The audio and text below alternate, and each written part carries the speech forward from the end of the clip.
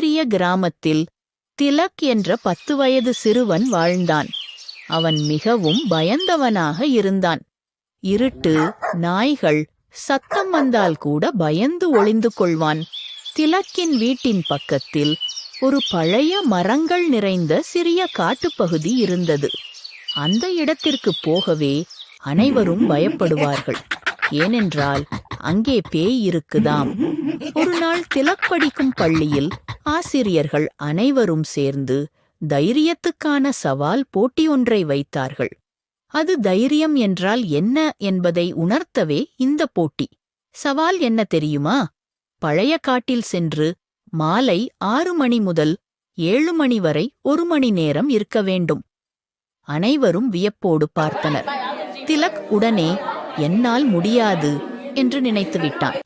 ஆனால் தோழி ஸ்ரேயா சொன்னாள், நீ நம்பிக்கை வைத்தால் தைரியம் வரும் என்று. அந்த வார இறுதியில் திலக்கின் பெயர் போட்டிக்கு தேர்ந்தெடுக்கப்பட்டது. அவனது கால்கள் நடுங்கின. ஆனாலும் வீட்டிலேயே உட்கார்ந்திருந்தால் நித்தம் பயப்படவே வேண்டியிருக்கும் என்று நினைத்து ஒரு பெரிய முடிவை எடுத்தான். அன்று மாலை திலக் ஒரு டார்ச், வாட்டர் பாட்டில், ஒரு சிறிய புத்தகம் கொண்டு பழைய காட்டுக்குள் நுழைந்தான்.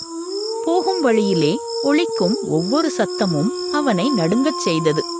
பேய் வந்துவிடுமா என்ற பயம் வந்தது.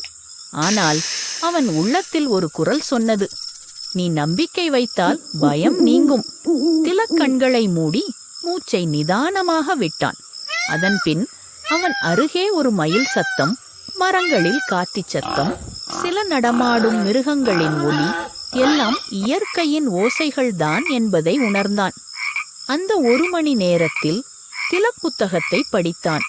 வானத்தில் நட்சத்திரங்களை பார்த்தான். காற்றின் இசையை ரசித்தான். எதுவும் அவனை தாக்கவில்லை. நேரம் முடிந்ததும் அவன் மொத்த கிராமமும் பாராட்டும் விதமாக தைரியத்துடன் திரும்பினான். கதையின் நீதி, பயம் என்பது உள்ளத்தில் தோன்றும். ஆனால் நம்பிக்கை வைத்தால் எதையும் சமாளிக்க முடியும்.